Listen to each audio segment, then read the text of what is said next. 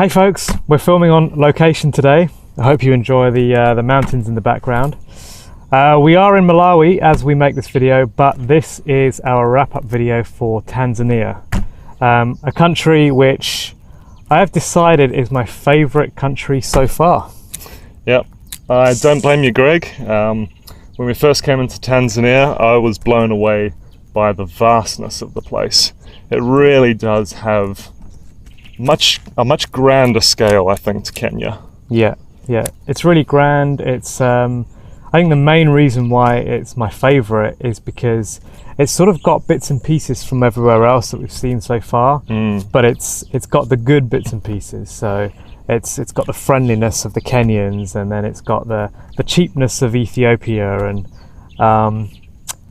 the vastness of like Sudan even. You know? It's just got all those good bits pieced together, and it's also a real feasible cycling destination.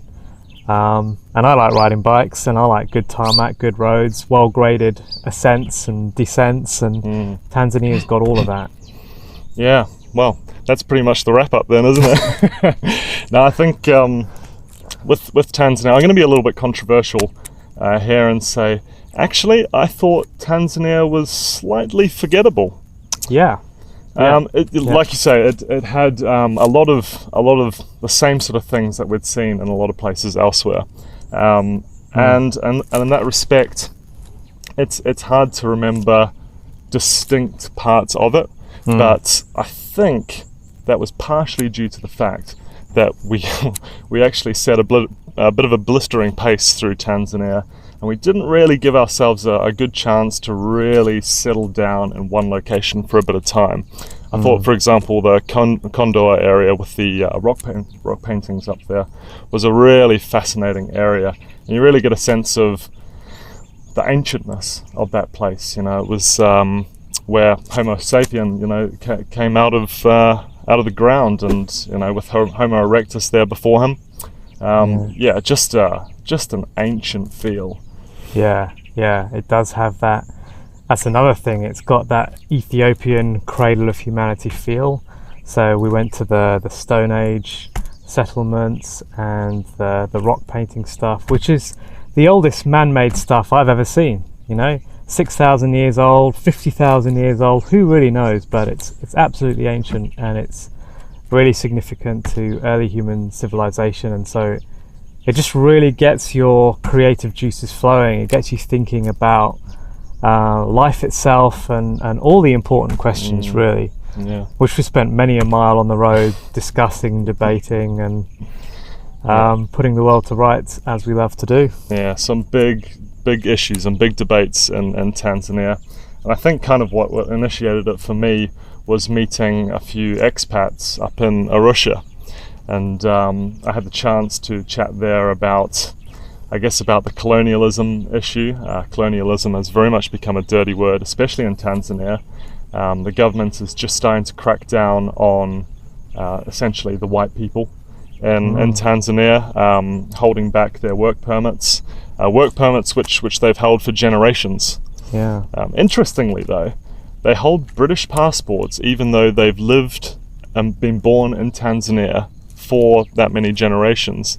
So there's still a real sense that they're still tied to Britain. Yeah. And yet they're integrated into the society here. Do they have Tanzanian passports as well? They don't have Tanzanian passports. Wow, yeah. So they are expats, but not. They call themselves expats. But they're born here. They don't know Britain. Strange little unique enclave of people. Indeed, yeah. But the other thing, I guess, is we saw some really traditional, like what I think of as very sort of grassroots African peoples here. People carrying, loads on their heads, and yes. So this has been really the first country where it's looked like picture book Africa. People carrying ridiculous stuff on their heads, and just the mud huts are truly mud. They're truly just from the past, and you feel like you're in a picture book as you ride along the street. It's a wonderful incredible and at times challenging experience. Yeah, I mean, there was the time where we went into the village, and it was probably one of the most remote villages that we've been to on this journey so far. And we were looking for some water, and we went into the village, and there was a vibe. For me, it was uncomfortable. Yeah. I haven't really felt particularly uncomfortable in many parts of Africa yet, but there was just a sense that they didn't really want us there. And sure enough, within a minute or two, the crazy drunk guy of the village had come up to us and latched on to us. And there's always one of those in every village. There's always one. Yeah. And he essentially guided us through to where the water was, where the shop was.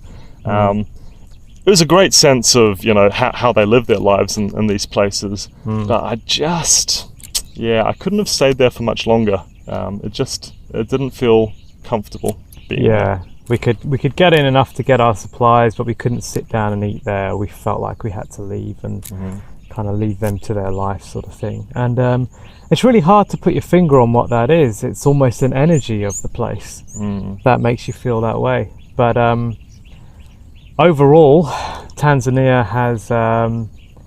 has been authentic for me. It's not felt like there's anything contrived there. Most of the people that we met, I felt were genuine. There was that sort of rip-off end of things coming back again, where we did have to start bartering, which we hadn't had to do since Ethiopia. But just standard Mzungu price, I think that is really. You know, they see us as richer, and we should pay more, and that's just the attitude here. That's how it goes. Yeah. But then there was Dodoma as well, and I think Dodoma is possibly one of the smallest feeling capital cities I've ever been in. It was quite an unusual experience for such a large country. Yes, yeah, I'd say it was a town maybe the size of Coventry, or less probably, because Coventry's a city, right? But it's purely there on location. It's in the middle of the country, and it's there just so that all of the district commissioners and everybody can come together and do their parliament in the middle without having to trek all the way over to Dar es Salaam and put more burden on the coastal former capital. But when you go there, you definitely wouldn't think you're in the capital city. And it's got a small airport that's right in the centre of town. It's a really interesting place. Yeah, indeed. And saying that, we have actually met quite a few, surprisingly, members of parliament and district commissioners for the regions, and we actually managed to sort of eavesdrop in on one of the local member of parliament meetings, just in the public house. And what a fascinating insight. You know, the member of parliament introduced everybody to us in a very formal way, and it was quite an insight. They almost seek us out. I think, like, we've gotten the feeling that some of these district commissioners are not really doing much. You know, there's not a huge amount of proactive activity. It seems if something really goes wrong, they're on hand to help out. But a lot of them are basically sitting around drinking beer and under the tree, having a good, just living life until things go wrong. So when we roll into town, it's an opportunity to practice English and a bit of interest to their day, really. Yeah, for sure. What about Iringa then? That I think that was quite a highlight of the trip for me. Good place, a really nice feel, nice town. I guess it's the town that serves Ruaha National Park. Indeed. And it was probably the most touristy place, maybe aside from Arusha, that we went to. Yeah, nice feel to it. Really fascinating geography and geology around. Like the hills almost felt like rock gardens around there. Yeah. Quite sort of Lion King-esque hills and some lots of Pride Rock looking rock formations and stuff. It would be rude not to mention Kilimanjaro. Of course. It is in Tanzania, and that's what immediately comes to mind when you think of Tanzania. That and the Serengeti, of course. Indeed. But our Kilimanjaro experience really was in Kenya, because the best views of that mountain are in Kenya. because of where the sun hits it, and we didn't even really see it in Tanzania at all. We just sort of rode past it. It was over there in the distance, caught a glimpse of it now and again, but it didn't really feature much in our journey. Yeah, indeed. And interestingly, we found out recently that Kilimanjaro was actually gifted to Tanzania, and the borders were slightly changed to allow it to fit in. But in a way, Kilimanjaro almost feels like a Kenyan mountain to me. You know, even though Mount Kenya is the center, and I know what you mean. Okay, Tanzania does have Kilimanjaro now, and they're very, very proud of that. But yeah, you're right. The best views from Kenya. As far as Serengeti, it's one of the overpriced national parks.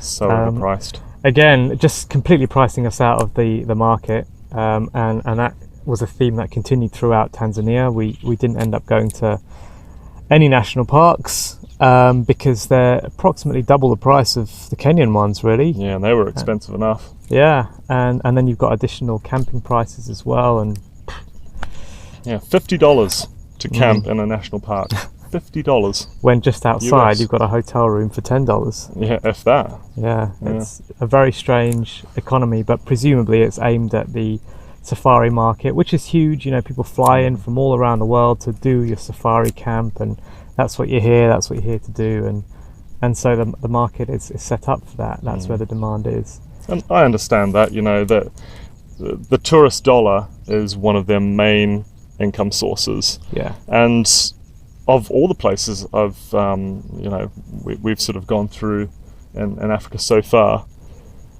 I think Tanzania is probably the place where the money is being best spent. You know, I feel like the corruption issue, which was talked about so much in Kenya, there's movement there now in Tanzania, and the people are much happier in their government. They're much they feel like their economy is much more stable, and there's a sense of peace there for the future. Yeah. The leader that they've got in at the moment, apparently he's done some pretty good things against corruption. So he's gone to government organisations, and he's gone in the morning, the boss isn't in, everyone's just sort of sitting around, and he's fired the boss. Yeah. You know, things like that, and he's gotten rid of a lot of these ghost workers, which is where organisations have fake employees essentially, and they go and draw from the budget all of these salaries and pocket it all. And it's one of the common ways throughout Africa of stealing money. Yeah, there's so many ways in which political leaders have found, you know, the tricks of the trade, of the tricks of the corruption trade. Yeah, it's a systemic thing here in Africa, and I'm sure we're going to be talking more about that in subsequent videos. Yes, more of that to come. Yeah, for now, that was Tanzania. As you say, in some ways forgettable, because it was just, it's understated. It's quietly there. It's quietly beautiful. It's got amazing roads and drivers and the scenery. It's not amazingly grand, but it's just quietly beautiful, and sits there and wild. And I think that's what it was for me. It was the wildness, the vastness. Yeah. I think of all the countries I've visited so far, it is the country that I would go back to first. Yeah, I can't disagree actually, because there's the Serengeti, and then there's the Dar es Salaam coast, and Zanzibar. Zanzibar. There's a few areas that I could see myself going back to at some stage. Yeah.